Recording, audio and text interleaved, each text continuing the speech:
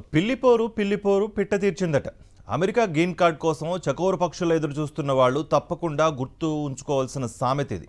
ఎందుకంటారా, ఎన్నికల్లో ఓడిపోయి అధ్యక్ష పదవి నుంచి దిగిపోతున్న జో బైడెన్ H1B నిబంధనలను తేలిక చేశారు.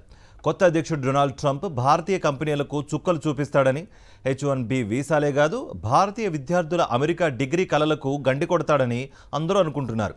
ఈ తరుణంలో ఈ మార్పు వాళ్ళిద్దరి పోటీతో మనం జాక్పాట్ కొట్టినట్లే కదా అంటున్నారు విద్యార్థులు. H1B వీసా రావటం అంటే కేవలం అమెరికాలో ఉద్యోగం చేయటం మాత్రమే కాదు, ఎంచక్క అక్కడే స్థిరపడిపోయేందుకు రాచమార్గం. బాగా టాలెంట్ ఉన్న విదేశీయులు అమెరికన్ కంపెనీలో పనిచేసేందుకు వీలు కల్పించేదే ఈ H1B visa. విద్యార్థులకిచ్చే F1 visa, green కార్డుకు మధ్య H1B కావాలి. భారత్, చైనా కంపెనీలు ఏటా కొన్ని వేల మంది వృత్తి నిపుణులను H1B వీసాలపై అమెరికా పంపుతూ ఉంటాయి.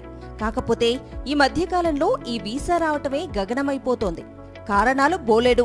అగ్రరాజ్యం పాలసీలు మారిపోతూ ఉండటం వాటిల్లో ఒకటి. ఈ నేపథ్యంలోనే బైడెన్ ప్రభుత్వంలోని department of homeland security visa నిబంధనల్లో మార్పులు చేస్తున్నట్లు ప్రకటించడం ప్రాధాన్యం సంతరించుకుంది.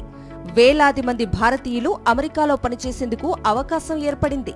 ముందుగా చెప్పుకున్నట్లు H1B వీసా రావాలంటే ప్రత్యేక నైపుణ్యం ఉండాలి, లేదా ప్రభుత్వ పరిశోధనా సంస్థల్లో పనిచేస్తూ ఉండాలి. స్వచ్ఛంద సంస్థల్లో పనిచేసే వారికి ఈ వీసా జారీ చేయొచ్చు. అమెరికాలో ఏటా పరిమితమైన సంఖ్యలో జారీ చేసే వీసాలకు అదనంగా ఈ కేటగిరీల వారికి వీసాలు జారీ చేస్తారు. అది కూడా చాలా కఠినమైన నిబంధనలతో. ఇప్పుడు బైడెన్ ప్రభుత్వం ఈ వర్గాల నిర్వచనాన్ని, ప్రాధాన్యతా క్రమం రెండింటినీ మార్చింది.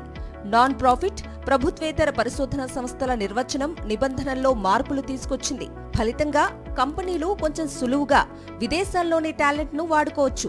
అంతేకాదు, అమెరికాలో చదివే విద్యార్థులకు కూడా H1B వీసా తొందరగా వచ్చేలా కొన్ని వెసులుబాటు ఇచ్చారు.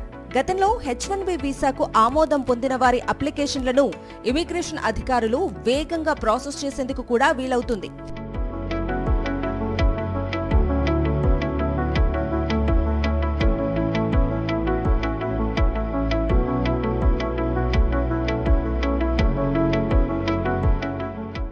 అమెరికన్ వ్యాపార సంస్థలకు అవసరమైన ఉద్యోగులను సమకూర్చుకునేందుకు ప్రస్తుత నిబంధనలు పెద్ద అడ్డంకిగా ఉన్నాయి.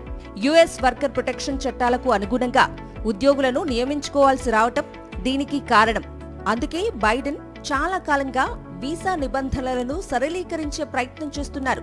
తాజా మార్పులతో ఈ సమస్యలు తొలగిపోతాయని, అమెరికా పురోభివృద్ధికి తోడ్పడేలా కంపెనీలు గ్లోబల్ టాలెంట్ను మళ్లీ ఆకర్షించవచ్చునని హోమ్లాండ్ సెక్యూరిటీ మంత్రి అలెజాండ్రో మేయర్కాస్ తెలిపారు. బైడెన్ ప్రభుత్వం తీసుకొచ్చిన ఈ కొత్త నిబంధనలు 2025 జనవరి 17 నుంచి అమల్లోకి రానున్నాయి. బాగానే ఉంది.